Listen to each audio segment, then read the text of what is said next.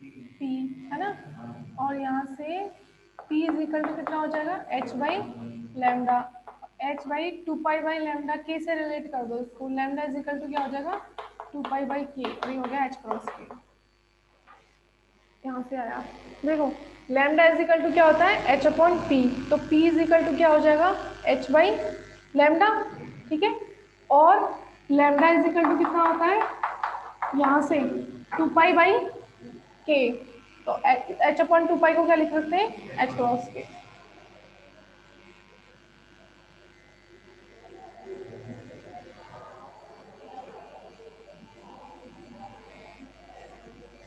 तो ये एक तरीके से दोनों पक्षों में ही ये एनर्जी है, तो ये संतुष्ट हो रहा है कि नहीं, ये भी एनर्जी है और ये भी एनर्जी है। स्टार्ट कर दिया है तुमने? अच्छा, हाँ, तो ये हम संतुष्ट कर रहे थे ना कि ये वाला जो तरंग फलन श्रोडिंगर तरंग समीकरण का हल था वो उसको संतुष्ट करेगा, तो इसके लिए आपने इसको यहाँ पर मान रखा श्रोडिंगर तरंग समीकरण में इसका, और इसको देखा दोनों पक्षों में एच क्रॉस ओमेगा क्या होती है एनर्जी होती है, और ये भी आपकी एनर्जी है क्योंकि एच क्रॉस के क्या होता है पी होता है, तो पी स्क्वायर बाई 2m, ये भी तो एनर्जी ही है, ठीक है। तो ये दोनों पक्षों में ये एनर्जी आ रही है, तो ये संतुष्ट कर रहा है तरंग फलन, तो हम कह सकते हैं कि ये तरंग फलन जो है वो श्रोडिंगर तरंग समीकरण का हल है। P is equal to h cross k मैंने यहाँ से लिया है, लैम्डा इज इक्वल टू होता है एच अपॉन पी, तो P इज इक्वल टू क्या हो जाएगा h बाई लैम्डा, और h को आपने एज इट इज रखा, लैम्डा का वैल्यू आपने यहाँ से रखा है, lambda is equal to 2 pi by k h cross k, ठीक है।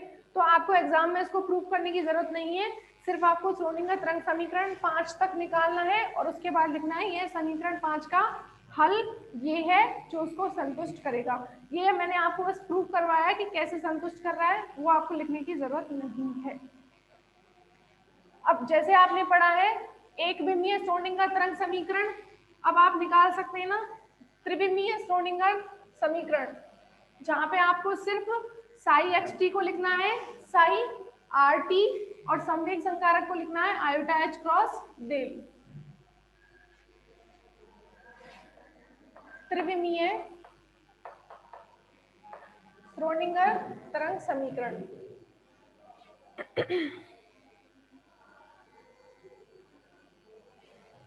त्रिविमीय श्रोडिंगर तरंग समीकरण में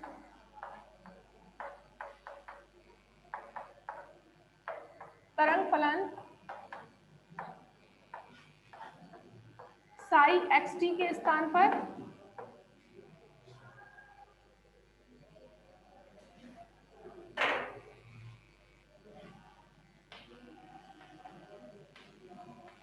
साई आर टी लेना है आपको। माना m द्रव्यमान का कण v वेग से p संवेग से गति कर रहा है, तो कण के लिए श्रोडिंगर तरंग समीकरण क्या हो जाएगी H psi is equal to E psi. यहाँ पर भी कण मुक्त अवस्था में गति कर रहा है, तो हैमिल्टोनियन संकारक क्या होता है कुल ऊर्जा,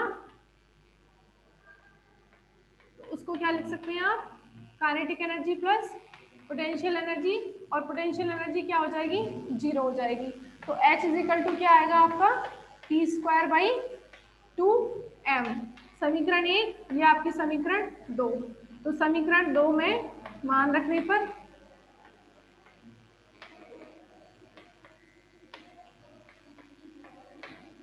समीकरण 2 में मान रखने पर क्या हो जाएगा p square by 2m, Sai क्या है यहाँ पर psi is equal to psi are t है, ठीक है, त्रिविम में ले रहे हैं इसलिए, और ये हो जाएगा ई साई आर टी, ठीक है। यहाँ पर संवेग संकारक क्या होगा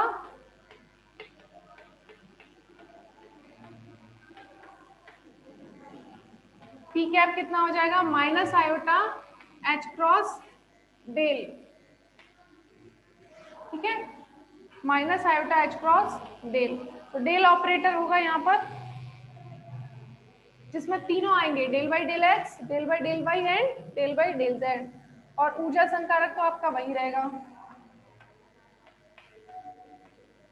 ऊर्जा संकारक कितना था iota H cross del by del T,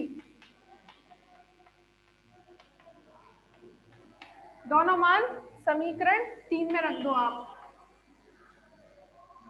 समीकरण 3 से 1/2m तो कांस्टेंट हो गया, पी स्क्वायर का मान रखो minus iota H cross del का स्क्वायर, ठीक है, psi R T is equal to E psi are T. E का भी मान रख सकते हैं ना।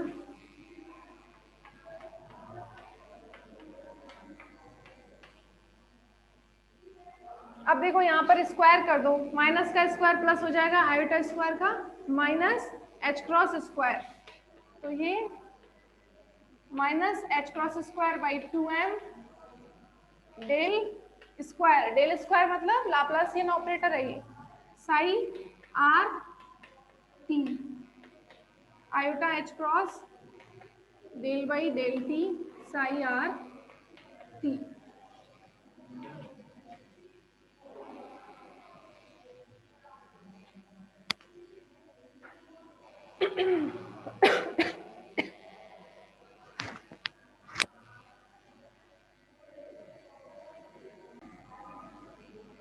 और इसको ऐसे भी लिख सकते हैं minus h cross square by 2m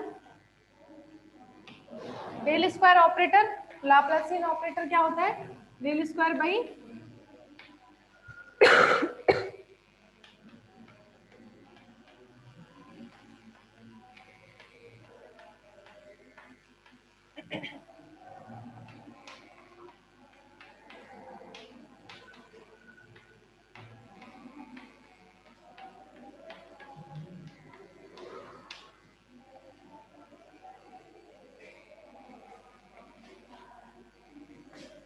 ये होती है आपकी त्रिविमीय श्रोडिंगर तरंग समीकरण। समीकरण नंबर 4 बोल सकते हैं या 5, दोनों एक ही बात है, मैंने उसमें डेल स्क्वायर का मान रख दिया है। समीकरण 5 है आपकी त्रिविमीय श्रोडिंगर तरंग समीकरण। तो सिंपल है, याद करना भी। इसमें उसमें क्या आया था, एक विमीय में H not square by 2m minus का है ये, ठीक है, उसमें भी माइनस ही था, उसमें सिर्फ एक टर्म आई थी ये del square by del x square, बाकी तो सेम ही है पूरा, और साई आर टी की जगह पर साई एक्स टी आया था। तो अब जैसे आपने समीकरण एक विमीय श्रोडिंगर तरंग समीकरण का हल क्या लिखा था, साई एक्स टी लिखा था, यहाँ पर हल क्या आएगा समीकरण 5 का, psi R T is equal to, वहां पर था ई की power iota K X minus omega T, तो यहाँ पर हो जाएगा एक्स की जगह पर E to the power iota K R vector dot minus omega T. यहाँ तरंग फलन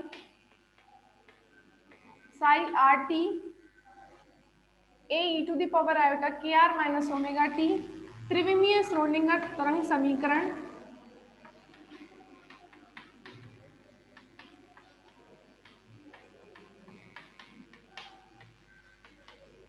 5 का हल है, जो कि उसे संतुष्ट करता है। इसमें भी आप मान रखेंगे दोनों पक्षों में साई आर टी का, तो वो समीकरण को संतुष्ट करेगा।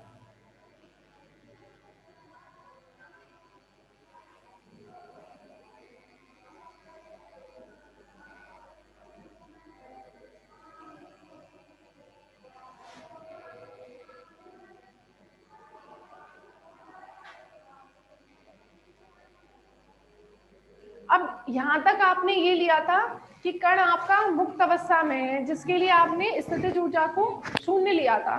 अब हम मान लेते हैं कि कण बद्ध अवस्था में है, तो बद्ध अवस्था में सिर्फ क्या होगा, यहाँ पर एक वी आर टी और आ जाएगा बस, जो हैमिल्टोनियन में आपने पी स्क्वायर बाई 2m को लिखा था, पी स्क्वायर ही तो ये बन के आया था, ठीक है, plus v r t psi are t और आ जाएगा, ठीक है।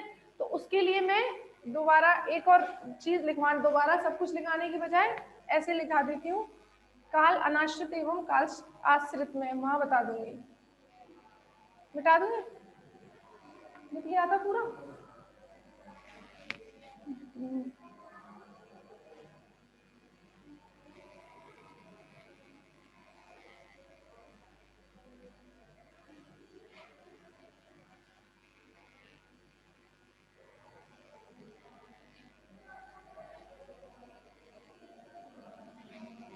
ऐसे लिखो, यदि कण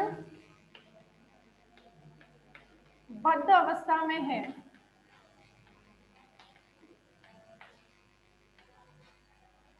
बद्ध अवस्था में है तथा बल क्षेत्र FRT में है,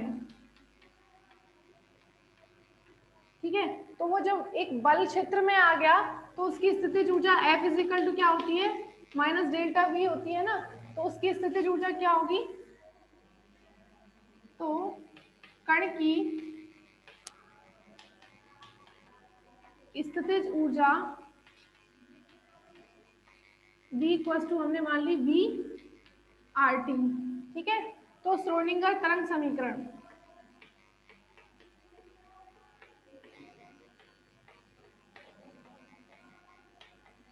तो श्रोडिंगर तरंग समीकरण क्या थी आपकी, H psi is equal to E psi, यही थी। अब इसमें मैं इसको ऐसे लिख सकती हूँ, H इज इक्वल टू क्या हो जाएगा, P square by 2m plus VRT। अब यहाँ पर V जो है वो शून्य नहीं है, अब ये मान इसमें रख दो, आप त्रिविमीय वाली देख लो डायरेक्ट, ठीक है, तो आप H का मान रख दो इसमें,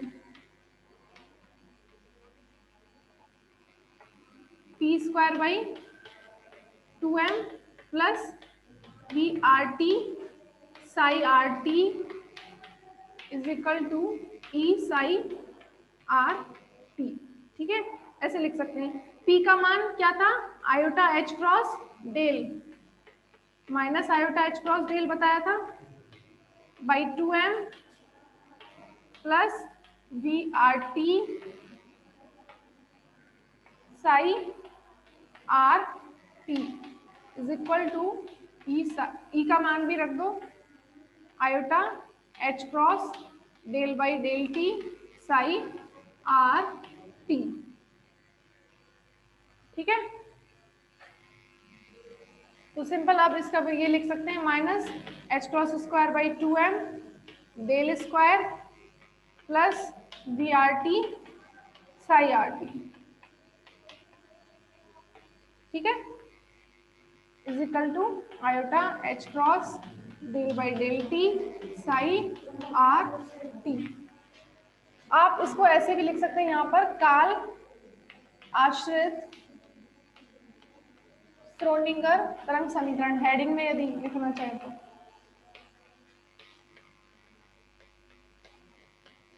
काल आश्रित श्रोडिंगर तरंग समीकरण का मतलब क्या है, कण की गति जो है वो समय पर निर्भर कर रही है, ठीक है।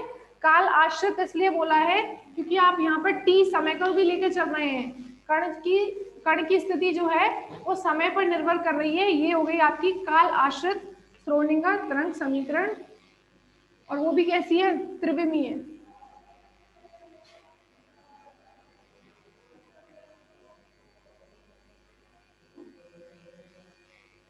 जहां काल आश्रित क्यों बोल रहे हैं, यहां V साई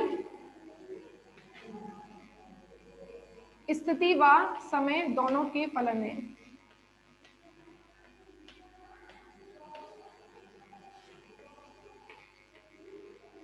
V मतलब स्थितिज ऊर्जा और तरंग फलन दोनों क्या है, स्थिति और समय दोनों के फलन है, इसलिए ये तरंग समीकरण कैसी होगी, समय निर्भर या काल आश्रित श्रोडिंगर समीकरण।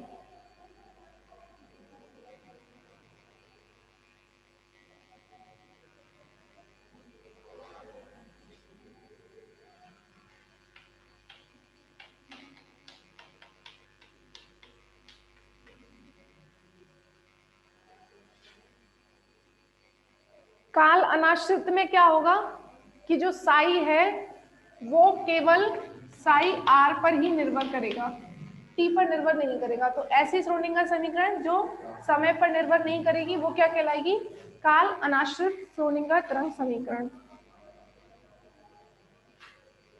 अच्छा टाइम हो गया,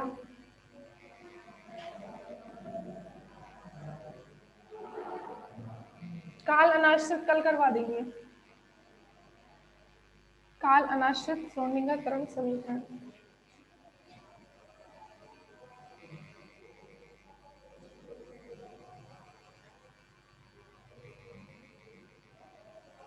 चलो स्टार्ट कर देते हैं, थोड़ा टाइम है, 5 मिनट है। काल अनाश्रित।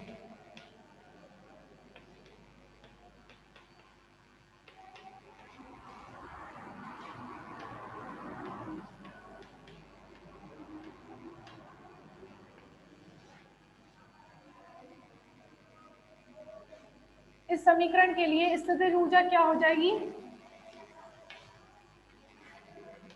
We r T is equal to v r, ठीक है, तथा तरंग फलन साई आर टी को आप ब्रेक कर लेंगे। तरंग फलन साई आर टी में इसको लिख लेंगे आप psi r and phi t, ठीक है।